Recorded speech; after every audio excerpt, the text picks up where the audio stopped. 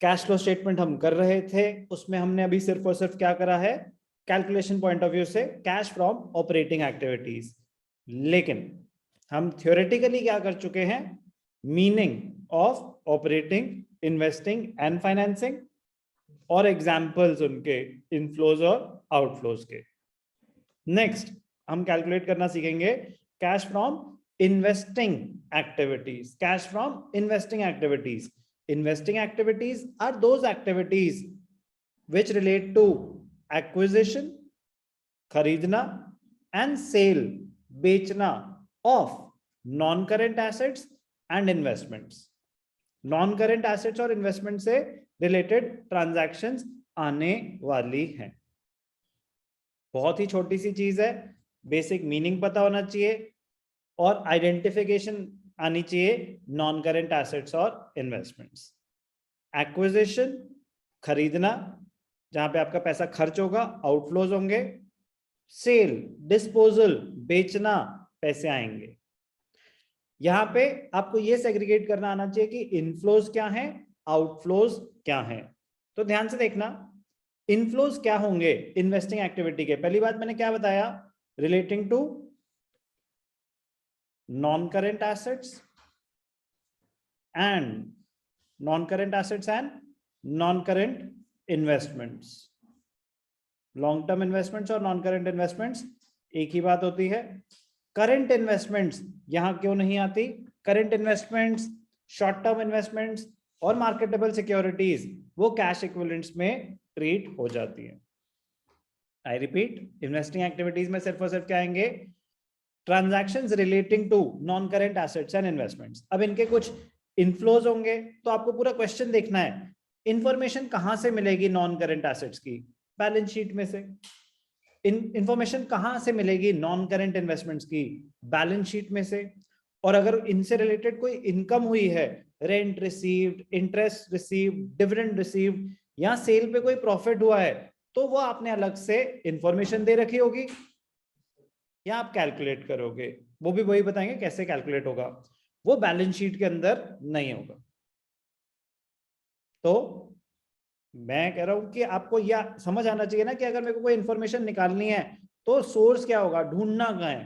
तो मैं बता रहा हूं कि इन्वेस्टिंग एक्टिविटीज के लिए बैलेंस शीट में एसेट्स में नॉन करेंट एसेट्स काम आएंगे, उसी के नीचे नॉन करेंट इन्वेस्टमेंट्स उसी में उसी से रिलेटेड होती हैं वो आएंगी, और इंफॉर्मेशन में rent received, interest received, dividend received और सेल से रिलेटेड कोई इंफॉर्मेशन होगी तो प्रॉफिट और लॉस हो सकता है। सिर्फ और सिर्फ क्या सेग्रीगेशन, इनफ्लोज और आउटफ्लोज।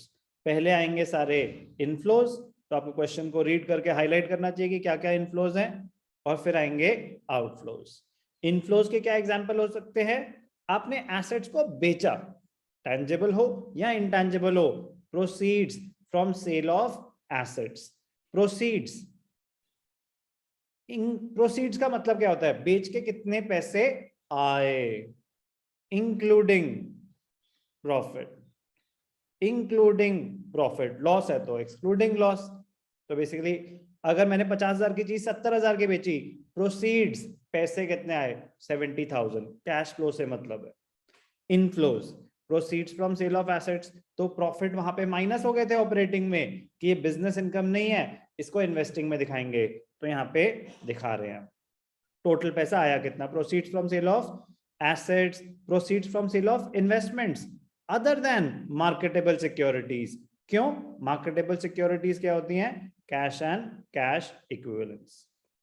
बड़ा इंपॉर्टेंट पॉइंट है, लोन्स एंड एडवांसेस, ऐसे दिया हुआ है लोन्स एंड एडवांसेस, आपके अगेन एसेट्स में आ रहा होगा लोन्स एंड एडवांसेस, मतलब आपने किसी को लोन दे रखा है, आपने किसी को लोन दे रखा है तो आपका एसेट है, उसने वापस कर दिया तो एक तरह से सेल ऑफ एसेट है, पैसे आए हैं। तो loans and advances, repayment received, तो recovery of loans and advances both long term and short term, ये इंपॉर्टेंट पॉइंट है। अगर मैंने किसी को लोन्स एंड एडवांसेस, एसेट्स में अगर लोन्स एंड एडवांसेस आ रहे हैं, करंट एसेट्स में भी अगर आ रहे हैं, तो उनको वर्किंग कैपिटल चेंजेस में मत दिखाना, उनको वो मेरी एक तरह से इन्वेस्टमेंट है। तो ध्यान रखना, लोन्स एंड एडवांसेस हमने दे रखे हैं, जब हम देंगे तो आउटफ्लो ऑफ फंड्स है, जब वो पैसे वापस आ जाएंगे तो इनफ्लो ऑफ फंड्स है। तो सेल और disposal of assets, rent received, interest received, dividend received. Sir profit कहाँ गया? बेटा प्रॉफिट सेल पोर्शन में इंक्लूडेड होगा, प्रॉफिट सेल पोर्शन में इंक्लूडेड होगा, ध्यान से देखेंगे। तो प्रॉफिट अलग से क्यों नहीं आया? क्योंकि वो प्रोसीड्स में इंक्लूडेड है। अब आउटफ्लोज, पहले सारे इनफ्लोज आ गए, फिर सारे आउटफ्लोज। यहाँ पे कोई एडलेस नहीं लिखने की जरूरत। इनफ्लोज डायरेक्टली अमाउंट आ जाएंगे, आउटफ्लोज ब्रैकेट्स में दिखा देंगे, वो नेगेटिव आइटम्स है। पैसा जा रहा है बिजनेस से, payment for purchase of non current assets, purchase of investments other than marketable securities, loans and advances given. हमने किसी को लोन दिया, हमारे एसेट्स तो बढ़े बट पैसा गया। आउटफ्लोज एज अ रिडक्शन दिखा देंगे, इनफ्लोज डायरेक्टली अमाउंट आ जाएगा। नेट रिजल्ट, अगर इनफ्लोज ज्यादा हैं आउटफ्लोज से तो नेट रिजल्ट पॉजिटिव होगा, उसको बोलेंगे cash flow from investing activities.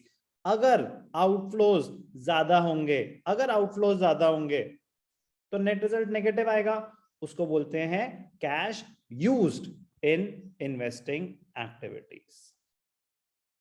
बहुत ज्यादा इजी है, बहुत ज्यादा इंटरेस्टिंग है, क्योंकि इससे रिलेटेड कुछ एडजस्टमेंट्स अभी हम करने वाले हैं। बट प्लीज स्पीड तब बढ़ेगी जब आपको पता हो कि अगर मैं आपके सामने statement of profit and loss रख दूं, पूरा बैलेंस शीट रख दूं, तो जल्दी से इंफॉर्मेशन कहां से आपको डिराइव करनी है। मेजॉरिटी इंफॉर्मेशन इन्वेस्टिंग एक्टिविटीज की बैलेंस शीट में नॉन करेंट एसेट से आपको मिल जाएगी, नॉन करेंट एसेट्स और इन्वेस्टमेंट्स। अगर कोई इनकम जनरेट हुई है एसेट से रिलेटेड तो वो इंफॉर्मेशन में गिवन होगी, वो आपको देख के बैलेंस शीट से नहीं पता चलेगी।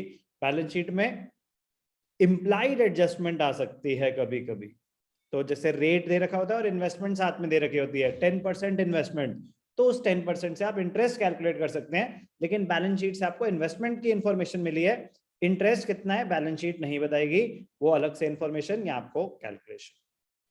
तो बेटा ये है फॉर्मेट क्या कैलकुलेट करने का, cash flow from investing activities.